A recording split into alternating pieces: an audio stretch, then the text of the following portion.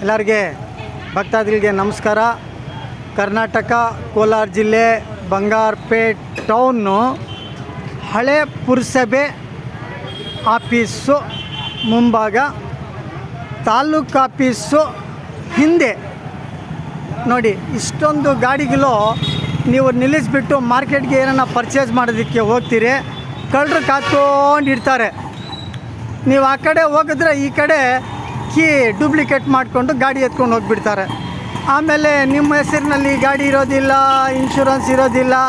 ನೀವು ಪೊಲೀಸ್ ಸ್ಟೇಷನ್ಗೆ ಹೋಗಿಬಿಟ್ಟು ಕಂಪ್ಲೇಂಟ್ ಕೊಡೋದಕ್ಕೆ ಅವಕಾಶ ಕಮ್ಮಿ ಇರ್ತದೆ. ಅದರಿಂದ ನಿಮ್ಮ ಸೊತ್ತು ನೀವು ಎಷ್ಟು ಜಾಗ್ರತೆಯಾಗಿ ಇಟ್ಕೊಂಡ್ರೆ ಅಷ್ಟು ಒಳ್ಳೆಯದು. ನೋಡಿ ಎಷ್ಟು ಗಾಡಿಗಳಿದೆ.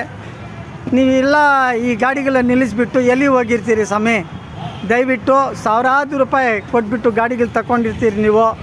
ಈ ಕಳ್ಳರು ಬಂದುಬಿಟ್ಟು ಈ ಥರ ಗಾಡಿಗಳು ಎತ್ಕೊಂಡು ಹೋಗಿಬಿಡ್ತಾರೆ.